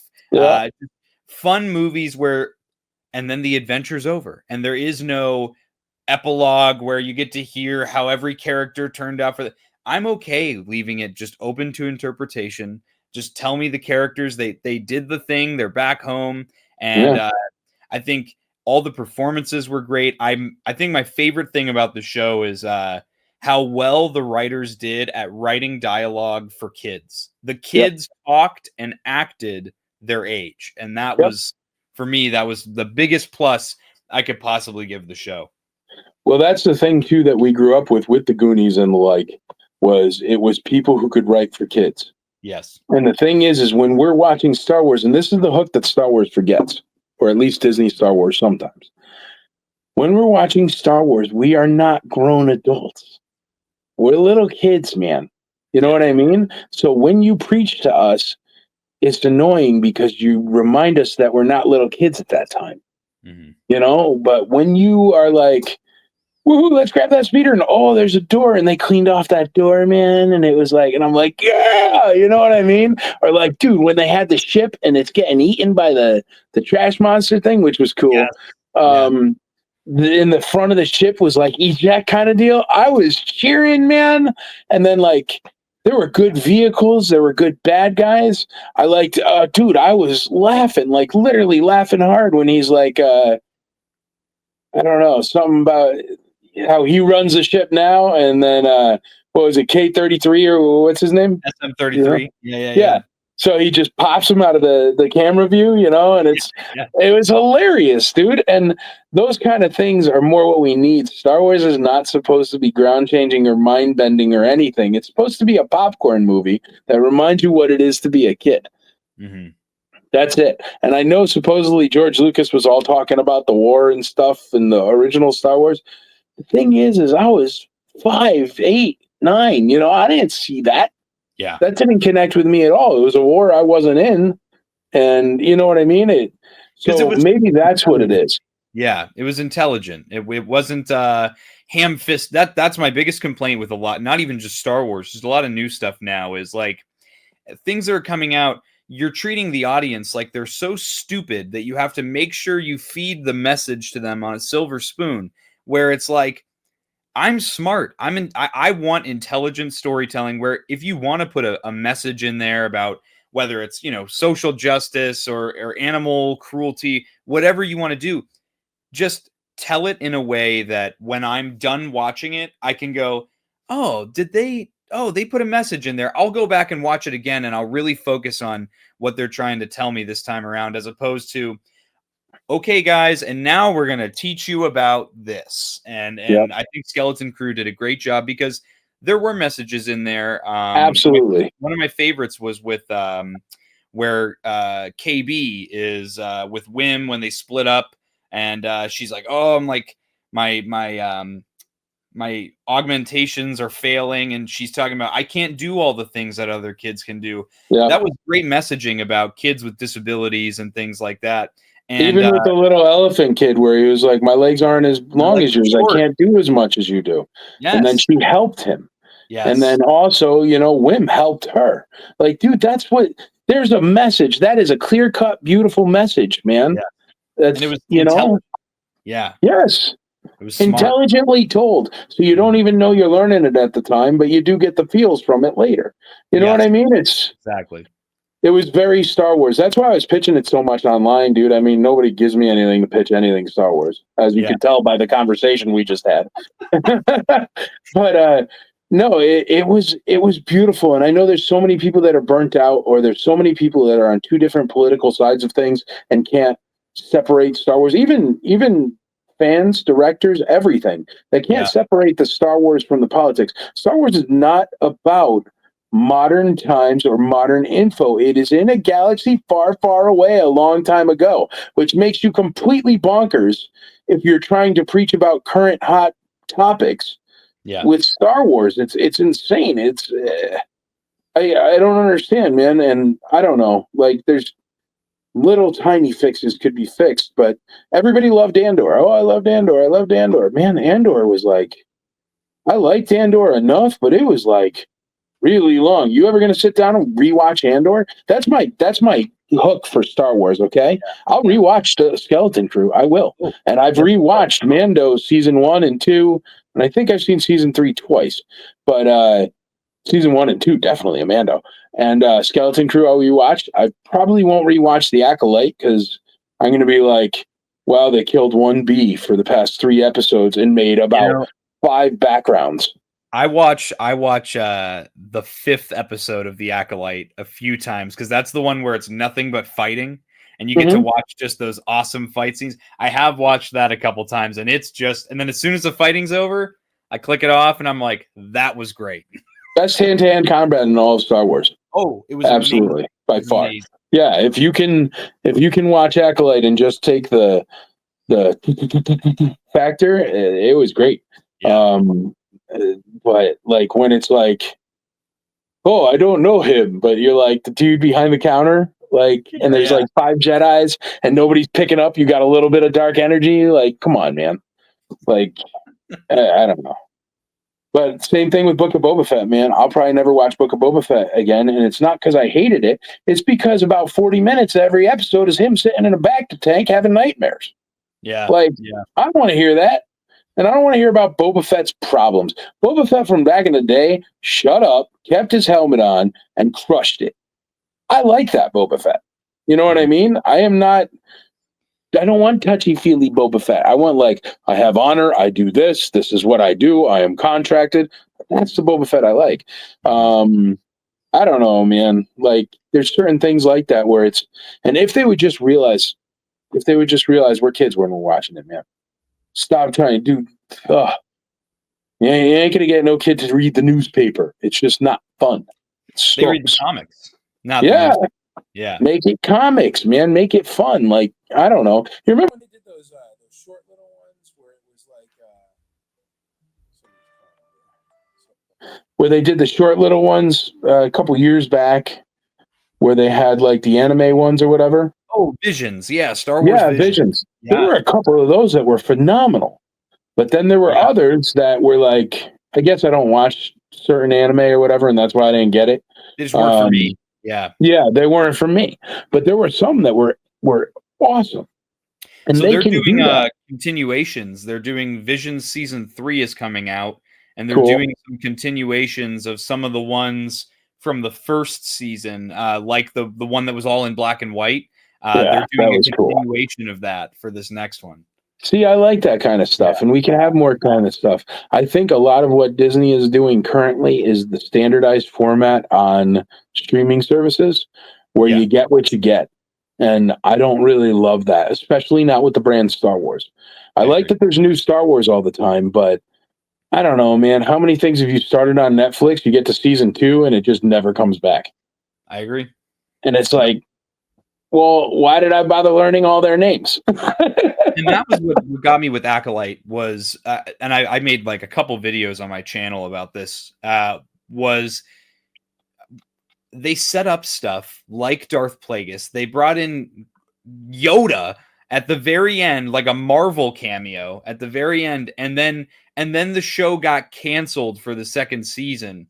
And honestly, even if I didn't like the show, I would have preferred that Disney just on something for once in their lives stuck to their guns and said, all right, you know what? We're going to finish it. Even if it's like a limited second season, at least finish the story. Like, you know, people did not, the prequel trilogy was not revered like it is with my generation, with a lot of people when it first came out. Imagine if they just stopped at Phantom Menace or they stopped at Attack of the Clones and just said, okay, guys, this didn't get received as well as we wanted it to. We're done. We're wiping our hands clean of it, and George Lucas never touches it again. That would have been awful. We would have never got Revenge of the Sith or the Clone Wars or all the cool stuff that came after that. So I just, that's my biggest complaint is I wish that they would stick to their guns and just commit to something, you know? But I also don't even know if that's what they're looking for. Yeah. Yeah. Do you know what I mean? I don't know if they're looking to stick to their guns or they're just looking to put out content that's going to hit streams. Yeah. You know, like, I don't know. But I do hope we find out about Darth Plagueis. And I do hope they correct that somehow. I don't know, man. I am no Disney executive, okay? Right. And exactly. Disney has made wonderful stuff I love and enjoy. Mm-hmm. And I did love 2 of the 3 movies they came out with, which is perfectly fine. I don't have to love all 3 movies. You know? Right. Like, it's fine. I don't know, man. Like, all right, for example, episode 1. Episode 1 was fun. I think I saw it like 17 times in the movie theater, so I'm that guy. So maybe I don't know what I'm talking about. I know people super duper hated it, and they're like, oh, I don't like Jar Jar, or they don't like this, or they don't like that. What? Like, it was a character in the movie. I mean, if you don't like that character, pick a different one. That's why there's a bunch, you know? Like, but I thought it was cool, man. And it gave us a story of Anakin Skywalker and him growing up and blah, blah, blah, blah, blah. And were there corny things like the pear floating across the table? For sure. Yeah. But also something that maybe if you would have just talked to the fans for 5 minutes, they'd be like, listen, dude, don't do the pear thing. It's weird. And they'd be like, okay. But that was George Lucas's thing, and it was his baby, so he could do whatever he wants. But if I see a floating pear in the next episode or whatever, I'm going to be ticked off. But also, dude, Solo. Did you like Solo? I love Solo. Yeah. Man, I love Solo too. And it's ruined. Darth Maul shows up. You're like, oh, word, Crimson Dawn. They're finally talking about Crimson Dawn. And they erased Solo, and Solo is a phenomenal movie. And they just were like, same as Acolyte. It's the same. Solo did the same thing where they started something. It didn't perform as well as they would have liked. And they were like, never touching it with a 10-foot pole. But it didn't perform as well as they liked because they put it on the gaping head wound of the last freaking Jedi or whatever it was. Boom. Yep. It wasn't The Last Jedi. What was it? Was it The Last Jedi? Yeah, The Last Jedi. Yep. Yeah, The Last Jedi. I always forget the 2 names. I always mix up the last 2. And I never want to be wrong because I really liked the next one where it was like I was screaming at the screen when Chewbacca's thing exploded. I'm like, you can't do that, no, you know. And I was super hyped when Lando shows up. Like, I don't know, man. But it was that was the thing though was with we were talking about Last Jedi and. Well, they put the patch on. Yeah, Last Jedi. They put the patch on with Solo, which ruined Solo because too many people had a bad taste in their mouth to show up and give you another $17 to watch a movie. You know what I mean? That too, they decided for some reason to put Solo in the theaters at the same time as Avengers: Infinity War. Like, insane. That was the dumbest decision you could have made because you're having a main chapter in the main plot of the Marvel universe competing against a side story in Star Wars. It was that, by the way, you own both franchises. So are you on nuts? That would be like me throwing an ICCCon and like trucking convention on the same weekend. Like, why do that? Like, yeah. Well, and they did the same thing with Skeleton Crew. So the moral of the story, everyone watching and listening, is go watch Skeleton Crew. It's super duper awesome, just like Solo was super duper awesome. And write a letter to your Disney constituent and ask them to make more of both, please. Boom. There we go. There you go. Signed, Michael Havens. Signed, Michael Havens. I have a couple questions here before we wrap up. So I have a Patreon, and I asked members of my Patreon if they had any questions for you. And so Commander Bly is his screen name. He's actually my father. Hey, what's up, Dad? He had some specific questions for you. He says, first off, it was impressive to see you personally welcoming us into the con last year. Thank you for your genuine interest and satisfaction of your attendees. And then his question, he has a few here. As a kid, what non-Star Wars toy made regular appearances when playing with your Star Wars figs? For me, it was the Eagle Lander from Space 1999. What is the Eagle Lander from Space 1999? I should Google it. What if that's my train thing, dude? Let's look it up. Let's look it up. Eagle Lander, Space 1999. You said it was a train? Yeah, it's like a train with a little robot thing in it. No, that's not it, but that's cool. That is cool. Yeah, no, that would have been so insane, man. That would have been wild. But no, when I was a little kid, I used to play a lot of baseball and sports and stuff like that. But as far as toys, I had some of the Batman toys, I think from the 90s series, the cartoon. I played G.I. Joes with my buddy because he had all the G.I. Joes. And then I do remember very distinctly crash test dummies, which were like crash test dummies that you crash their cars and stuff like that. I also remember army toys and stuff. Like in my house, it was a lot of get outside and play something. So like hiding behind a swale, being like, but like fake machine gunny type, toys, like where they didn't bother putting the orange circle on the front. But stuff like that, I would say mostly though for action figures, I was really Star Warsy, man. But definitely crash test dummies, definitely Batman. I do remember a Batman that I used to play with all the time because he had the belt hook thing with the hook. Yeah. And like you could set up stuff and then you could like ride him down and he'd, go from like one building to another. Yeah. But no, that's about it, man. I Windows 95 came out when it was like 1994. And I was doing like Commodore 64s behind that. So I was like a computer nerd. I really was. But yeah, I don't know. And a lot of outside stuff, you dig a hole. I don't know. Mow the lawn, shovel the snow. I used to have chores, Yeah.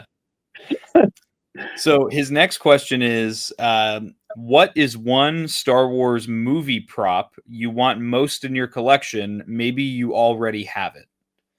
Oh, I wish. I actually only have stuff from modern Star Wars movies. I have none of the vintage stuff, unfortunately. It's just too expensive.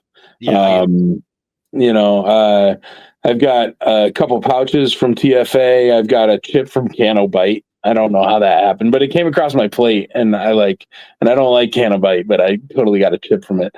I got a bunch of stuff from Andor and from the Obi-Wan TV show. We didn't even talk about the Obi-Wan TV show, which had all right parts. The little girl was awesome, and he cut way too much salmon for way too many hours. That's my review of Obi-Wan.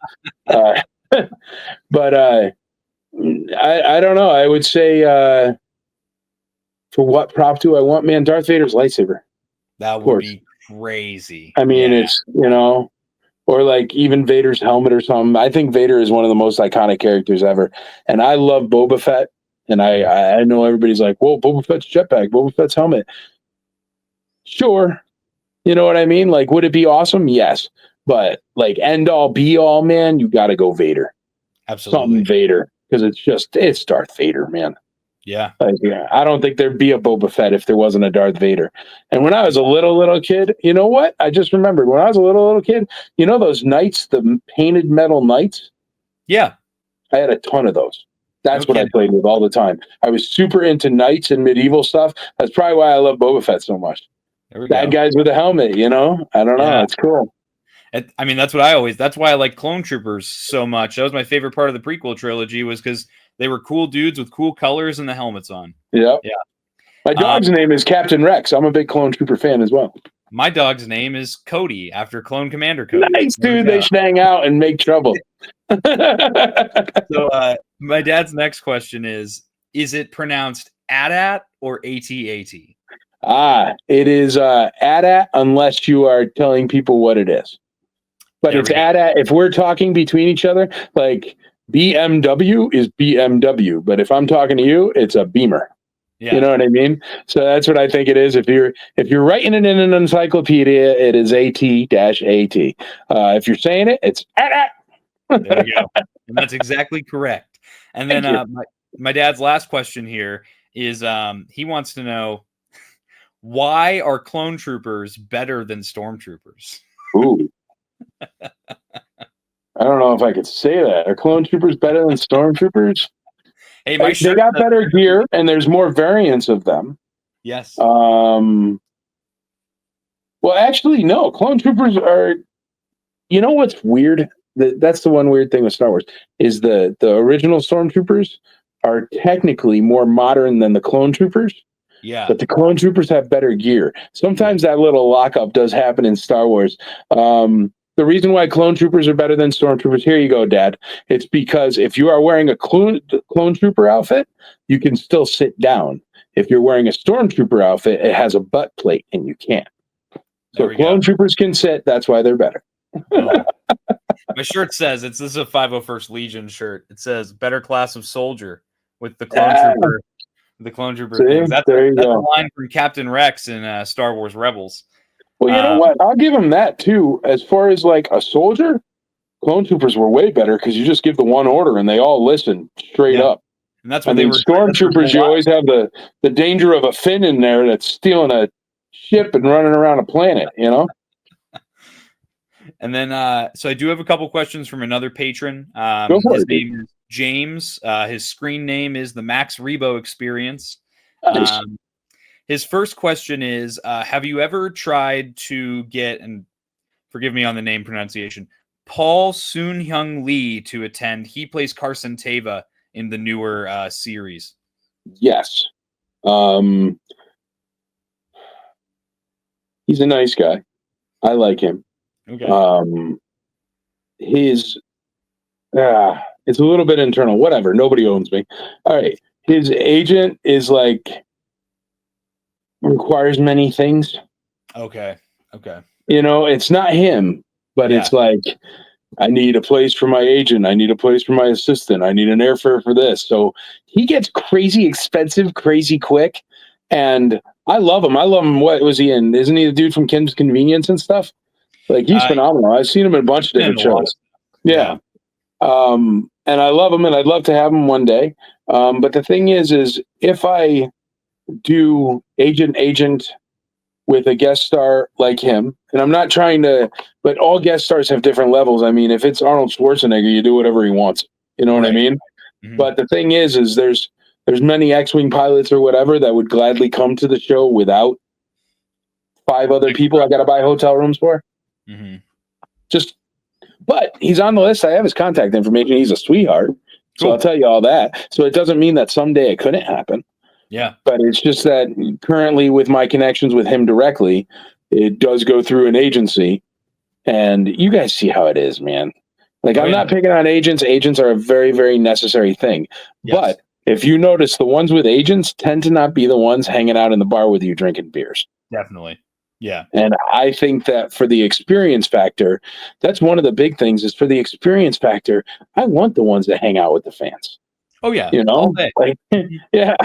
So that's all that is. But he's a sweetheart. If you're wondering, in real life, he's really nice. I've talked to him a couple times, but yeah, not just yet. But that doesn't mean not ever. But yes, I have thought about it. Good to know. And then his next question is, I don't know where these guys get all these sarcastic questions from. What's the best starfighter, and why is it the X-wing? It's not. It's the B-wing. Dude, how about seeing the B-wing in Skeleton Crew? By the way, yeah, awesome, dude. Except they did the laser thing, which wasn't particularly correct, but that's okay. You can do that. You could pretend he just linked them all. I'm fine with it. Yeah. It was. But no, the B-wing. I'll tell you why, man. X-wings are cool. But the specialty thing with X-wings is they have shields, right? That's what makes them better than TIE fighters. Now, the thing is, I'm even going to go farther than the V-wing if we want to get there. But what happens is X-wings have shields, but also they don't have, what is it? They just have lasers. Yeah. They don't have, proton torpedoes and another kind of torpedoes. The thing is a B-wing has like 4 different ordinances and those 4 lasers as well. So a B-wing is a better, more efficient plane with way better shields. So that's why a B-wing will knock out an X-wing. X-wings are cool. It's like the car you have in high school that you keep forever that you still love, but it's not as good as like a brand new car, you know? And the B-wings is the brand new car. Now, if we want to go and dive a little bit further, the TIE Defender is by far the best vehicle because it has more weapons than the B-wing, more shields than the B-wing, is 10 times faster than an X-wing or B-wing put together, and it's freaking awesome, but nobody knows what it is because it's like, it's been in like a TIE fighter game and some books, and like, I don't know, did Thrawn have them or did it get mentioned once? They were working on the TIE Defenders in Rebels, right? Yes, they had prototypes of them, in Rebels. Yeah, that was funny. I was literally going to make a joke about, well, nothing beats the TIE Defender, and then you literally said it. Nothing beats the TIE Defender. It's the best by far. So if I'm picking, but also if I'm picking ships, man, you got to throw them all out the window, and you got to take the Falcon every time. It's the Falcon. You know what I mean? It's not a ship. It's a personality. Yeah. Which, by the way, they made the Falcon like Lando's best friend droid was inside the targeting computer. How cool was that, man? That was cool. Dude, go watch Solo, everybody here that hasn't watched Solo. Write a letter. Sign the petition. I'll sign it. I want Solo too, man. With Darth Maul. And then my final question from another person. I did reach out to some of my YouTube buddies. I know you've been on their show before. Wilbon from Monday Night Figure Ball. Yeah. He wanted me to ask you if, I know that there was an issue, and that was why ICCCon 2024 was in October. He wants to know, are you planning to keep it in May going forward after 2025? Here's the hook, okay? With ICCCon, since we are not corporate and only fans, what I have to do is I have to look at big, long spreadsheets full of every single convention and everything that happens during the year, and I have to get the heck out of their way.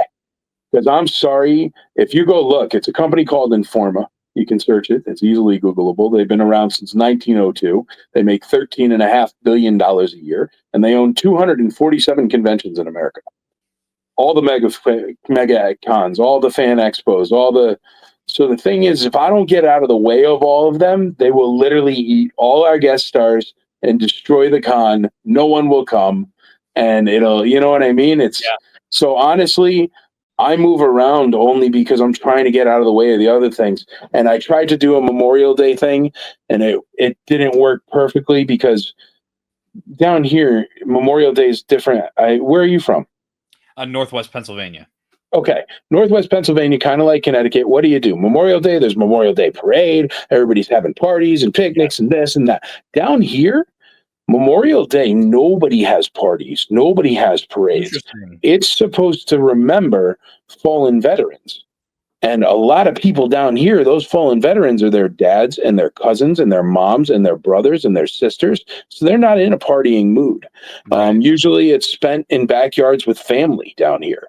And I didn't connect that, and it killed my numbers as far as attendance locally because I'm originally from Connecticut. And what are you doing for Memorial Day? Oh, I'm going to have beers and we're doing a barbecue and blah, blah, blah, blah. That does not happen here.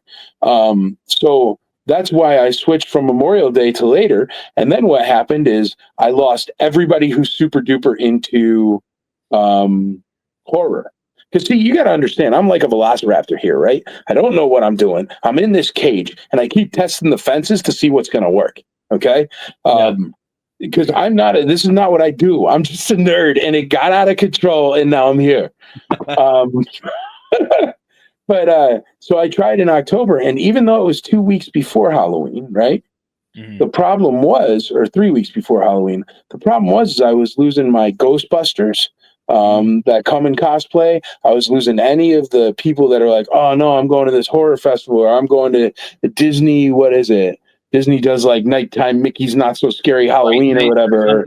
Yeah. The thing is Halloween I was too close to there, right? Now, the other problem is if you go in the center of the year in the summer, down here in Tennessee, you will light on fire because it's 105 degrees with 80% humidity. So I don't want to do that to the poor people that, especially the cosplayers and stuff, man, it's not right. So that's why I try to avoid that. So that's why we have always bounced between spring and fall. The problem is fall, September's no good, and we've done it a couple times then. And the reason why is because literally most people have kids, and those kids are going back to school. So they're too busy. They can't just pull them out of school to go to a convention. Right. And then the only reason why I got away from April, because April's the best. April, May, just the beginning of June. Those are the best. And the reason why they're the best is because everybody is getting out of school. They're about to start the vacation, so they're ready to throw a vacation on top of vacation because they're so excited. They just got a little bit of money back from the government because of income tax. And it's also like the end of the school year. So even if your kids are in school, it's no biggie if they miss a day. You know, they're kind of where they're going to be at. You kind of got the grade you got about a month before school ends, you know? And so that ends up being a better time. The only reason why I moved it is because I always say this, and I don't mean to be that guy, but some carpetbagger corporate con rolled down here, and they took, I think it was April 1st. You know what I mean? Last year. So I had to get out of the way of them, right? Because I didn't want to go against them, and they tried to do something that you can't do here, but nobody realizes. But I'm not going to give away that secret because it's hilarious, and it keeps these corporates. Like, there's another one that's happening in March, and like they're early March, man. And I even told them, because I always reach out. I'm always like, "Welcome to Nashville. I hope you do well. If you need anything, my name's Mike Havens. I run the big show." Blah blah blah. Blah. And they were like, "No, we don't need your help." And I was like, "Okay." And I was like trying to be nice, but I wanted to be like, "Listen, dude, you realize you're doing that March 1st, and you realize like sometimes all the way up until the 15th of March, we'll get ice or snow. And if there's ice or snow in Nashville, we do not have snow plows or anything. Everyone stays home." You know what I mean? Yeah. And those are like simple little things that you don't know unless you live here. But yeah, dude, I'd love to do it in the fall all the time. I'd love to do it in the spring all the time. Perfect world. I would love to do it like April or May every single year forever. Gotcha. It's just, I'm staying out of the way of the big monsters. And the other problem is I'm in Nashville, which is like the largest growing entertainment city in the world. Yeah. Like, there's nothing available. You know how hard it is to find like a venue? Like, it's hard. You go and you get denials. And whenever you say May, they just kind of laugh at you. Yeah. You know? They're like, "Well, we got August 7th." And I'm like, "Well, it'll be 117 degrees with 80% humidity then." So no. Yeah, no thanks. So yeah. But May is beautiful here. And even September, October are beautiful here. But September, October with the new school year, and then right into Halloween. And then what happens right after Halloween? You're hitting Thanksgiving and Christmas. Everybody's broke. Because if there's one thing I've learned, it's none of us spend any money on ourselves for 3 weeks before Christmas. Yeah. So wonderful. But honestly, I don't choose, man. I just take whatever I can have.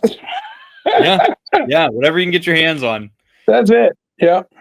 Yeah. So that pretty much wraps it up. I guess I got my three little quickie questions that are like one word answers. What's your favorite Star Wars movie out of all the movies? I know I'm supposed to say Empire Strikes Back, but Return of the Jedi. Boom. Good one. Yeah. And then favorite Star Wars TV series, whether it be animated, live action, whatever. Ooh. Man, I'm probably supposed to say Mando, but I'm going to say Rebels. Rebels is a good one. I think Rebels is phenomenal. Yeah. And then what's your favorite Star Wars character I think we all know that one. That's actually, you don't. I always say, what is my favorite toy to collect? Definitely Boba Fett by far. My favorite Star Wars character is Grand Admiral Thrawn. Okay, that's a good choice. He's up far. there for me too. He's one of my absolute Yeah, favorites. dude, he is too cool, man. He is everything I want to be. Cool, Actually, calculated, and never screw up. this is what I got signed last year. I got a dual signature from Zahn and from Mark Thompson Oh, nice, dude. on the Power of the Force Yeah. run, the expanded unit with the cutout. Dude, if you call the phone number for ICCC, Mark Thompson did the Grand Admiral Thrawn voice as my voicemail. That's awesome. Yeah, it's cool. He's like, thank you for calling ICCC. It's funny because I work with some normals as well, you know, like that have no idea what Star Wars is. And they'll be like, sometimes they call me like I was doing talking to a lawyer for the nonprofit. And because that's like something you have to do. Nonprofits are like tons of work. If you're ever wondering, do something else. But so I was talking for the lawyer for that, and she called me and she left a voicemail. And she's like, I don't know if this is the right voicemail or what's wrong with you, but you know, and it's like, because it's like Grand Admiral Thrawn on there being like, thank you for calling ICCC. So it sounds like weird, but if you know Grand Admiral Thrawn, dude, call my phone, check it out. You're gonna dig it. Yeah, you don't have to call right now, but when you have time, I might pick up and I'll be like, oh, dude, and you'll be like, oh, I'll call back, and then call back. But so that about wraps it up for the interview. Michael, thank you for joining me. And they got the Grand Admiral. Is that a sticker? They're magnets, actually. Oh, it's from a booth at your convention, right? Yeah. He's actually he's on my groups. He started on my groups. Nice guy. That's super cool. Scott Baker. Yep. Yeah, I think a couple of my buddies bought the big Max Rebo cutout. That he made. The lawn figures. I got a couple of the Boba Fett ones. Yeah, he makes cool stuff, man. But he all started from the group, and he used to make like a couple of stickers, and I'm like, dude, how easy is it for you to make stickers? You should make all of them, and you should, you know. So he always like, Mike, thanks so much, man. This is really because it's like taking over his life now. You know what I mean? That's what happens with Star Wars, man. It really does like eat all your other things up by accident one day. It's kind of how it goes, you know. It's infectious. Yeah. But that about wraps up the interview here. Michael, thank you for joining me for this interview. I appreciate you taking the time. Thanks for having me, brother. Yeah, no, it was great to chat about like, you know, collecting and the old school stuff, man. I really dug it. And I loved hearing your opinion of ICCC, man. It made my day. So thank you. Glad to hear that. Yeah. Again, guys, ICCCon, the link is going to be in the description on this interview. Links for tickets, links for just the homepage of the website. You guys can check out the links to the social media for ICCCon. All that'll be linked in the description below. Again, if you want updates on the convention, you can always join my Discord too. I have a Discord channel just for ICCCon news and announcements and things like that. And Michael, anything else that you want to share before we take this out? No, man. I don't know. Go watch Skeleton Crew and go watch Solo and write a letter. That's what I want to share. There we go. I want more of both. But thank you, everybody, so much for watching. If you're not yet subscribed, subscribe to Blitz Transmissions. I've got awesome Star Wars content coming out all the time. And if you would like, if you're in the ARC Trooper tier of the Patreon, you would have seen this video early. And if you'd like access to early content as well as monthly giveaways, then you can join that good old Patreon, as well as my channel membership. If you're more into the action figure reviews, you want to see that stuff early, go ahead and join that YouTube channel membership, Rancor Battalion. And with that, guys, I hope you enjoyed this video. We'll catch you for the next one. And may the Force be with you. Always. Breaking all units, fire at will. 4-2, pick a target. Too many, Captain. Watch your stabilizer, Gold 6. Anybody cover me. I got 2 vultures on my tail. Gotta hold them here. Watch your leg.